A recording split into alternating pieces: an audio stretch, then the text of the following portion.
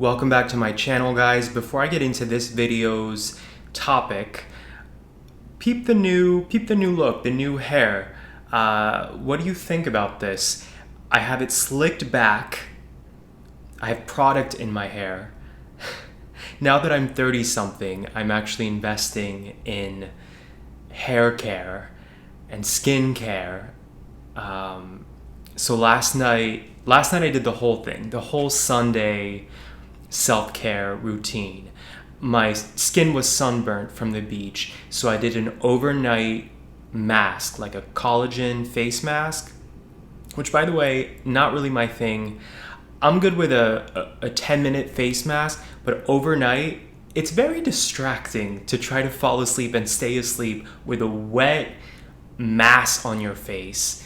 Anyway, then my hair, I bought this oil, this scalp strengthening oil, because lately I've been paranoid about my hair care. My mom was yelling at me about, she's like, you always push your hair back, which is going to make your hairline recede. And I think she might be right. I feel like I don't know if my hairline's receding. I feel like my forehead has been big forever, so I can't really tell. But anyway, so my hair is slicked back. I put this oil in it, and it's really like lingering because it was last night, slept with it, showered with it, and my hair is still slicked back. But I kind of like how it looks. It's like, at best, I look like one of those sophisticated, posh, New York City bankers. And at worst, I feel like it's me at my most Miami Vice vibe. Anyway, on to the theme of this video. So I'm a little bit late to the party, you guys. I don't know if you've heard about this news, but in one of my last videos, I mentioned being in Chicago for work. And when I was in Chicago for work, I was at a work event, and this was discussed. Somebody at this tourism board mentioned that Florida had removed its LGBT section from its tourism page. Now, is this inherently a big deal? No. A tourism page can do whatever it wants, right? If they don't want to have an LGBT section, they're not required by any means to have that. And that's what's difficult about these conversations too, because if you talk about it, people who are already not that LGBT friendly will look at that as another example of the gay agenda being shoved down people's throats. But that's not the point of why this is problematic, and that's what I want to dive into with this video. So Visit Florida is Florida's tourism site. Here's the thing, it's not a government agency, okay? And this is written on their website. They're technically not a government agency, though they are funded by tax dollars. But technically, it's a not-for-profit corporation, which is a very bizarre phrase. I don't know if you have the same reaction to this phrase as I do, but to me it almost sounds like an oxymoron. Like, a not-for-profit corporation for me sounds like a word salad kind of situation. It reminds me of this clip from Austin Powers, by the way. We make steel, petroleum products, and volatile chemicals. I personally interpret this term as saying we benefit from tax money, but we still get to do whatever the fuck we want because we're a corporation. So last month in August, Visit Florida randomly and quietly removed its LGBT section, which had been there for years. And people noticed, because that's how people are. That's the era we live in with social media, especially. There were Reddit posts about it. People noticed, and media outlets noticed. Other states also noticed, which I'll get into in a second. But so people started talking about it, and there was backlash, and Visit Florida said nothing. A whole week went by, they said nothing, they pretended nothing happened. And then out of nowhere, the CEO of Visit Florida, Dana Young, she basically said, we're tax funded, so we have to do what's right for the state and what the state wants us to do. Going back to my point about if it's a not-for-profit corporation, but it's still tax funded, that kind of language is a little fishy, to say the least, because it's a way of saying, well, it's not on us. We're linked to the government, even though, again, they're technically a corporation, A, and B, if they are tax funded, then really their loyalty should be to the taxpayers. And so this rhetoric of how she addressed removing the LGBT section from the Visit Florida website is very much consistent with Florida political speak. And that's the point of my video. I personally, as a gay person, I don't give a fuck that they removed their LGBT section. You know, there's other states that I'm sure have never even had an LGBT section. It's not inherently infringing on the rights of gay people to not have an LGBT section on their website. But to remove it quietly and then avoid backlash for a week and then come out with this kind of bizarre, cryptic response, it's problematic on many different levels. First, it's problematic because it implies that the tax-paying Floridian is part of a monolith, right? That they all vote the same way, that they all have the same political leanings as the current government of Florida. You know, DeSantis notoriously is super conservative, right? So that kind of statement from the CEO of Visit Florida implies that the average Floridan citizen or resident agrees exactly with DeSantis just because they happen to live in Florida, which completely erases the existence of all gay people or LGBT people who live in Florida or all LGBT friendly people in Florida.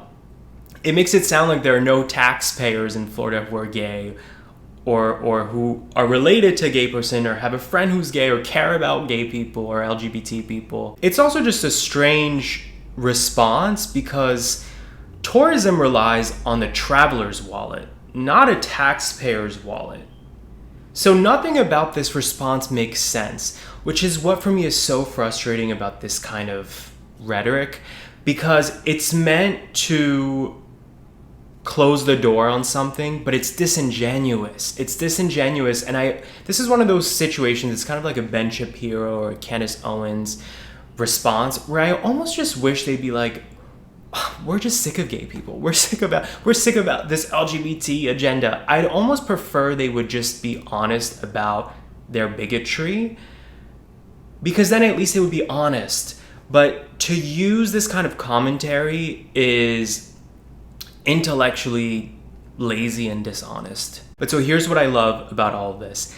Not only did they get backlash from locals, but they got backlash from other states. So the governor of Colorado, who I discovered is the first openly gay man to be elected governor of a US state. Impressive feat. He posted on Facebook this message basically saying, well, since you're not welcomed in Florida, guys, if you want to come to Colorado, we're happy to have you. Illinois did something very similar. Illinois took it one step further. Literally on their homepage, it says, "Take notes, Florida. We welcome everybody. If you don't feel welcomed in the Sunshine State, come to us." The governor of Illinois also doubled down on this and made a video. So a part of me finds this entertaining to see these states jumping on this and using it as an opportunity to promote their own tourism. It's clever and it's nice to see them support LGBT people, both because LGBT people live in those states and also they understand the business value of the LGBT dollar, we can say. But another part of me is disturbed that in 2024, LGBT people's lives and their ability to travel freely and like all this is totally politicized, right? And we live in this weird world now where politics are also entertainment in America, and maybe this is everywhere, maybe it's not just the States, but I'm like, what kind of weird world do we live in now where states are, I feel like we're watching a reality TV show with the presidential debates, with these conversations now on social media between states arguing over, we welcome these people and we don't welcome these other people. That's the world that we now live in. So on the surface, is it a big deal for Florida to remove their LGBT friendly travel sections? No, it's not a huge deal. But the issue is it becomes very suspicious and problematic when it's after a string of anti-LGBT legislation has been introduced, right? So many bills. I was reading about this, that in 2024, over 20 bills, I think it was 22 bills were introduced to the Florida state government. You know, these are all those bills about like what bathrooms you can enter if you identify as a trans person. And, you know, the Don't Say Gay bill, meaning in schools, what can teachers talk about to their students? And only one of those 22 bills actually ended up passing. But when you look at that kind of effort, and then these little things here and there of an LGBT section getting taken down, and the CEO of the overall tourism site of Florida commenting that way, suddenly it starts to feel, it's like death by 1,000 paper cuts. You know, it's all these little things accumulating where you see a bigger narrative that is really troubling, because maybe some of you guys will think I'm a conspiracy theorist for saying this, or that I'm paranoid. But to me, this is how the scapegoating of a whole community, this is how it always starts. It's these little things here and there. Oh, it doesn't seem like a big deal.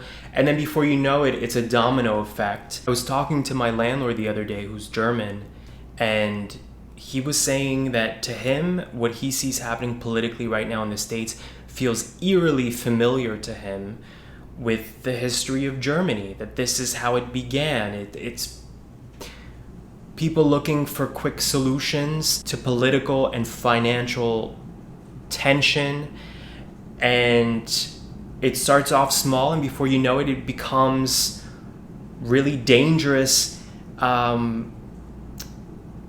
reckless decision-making that began with rhetoric targeting specific communities. Let me know in the comments what you guys think about all this.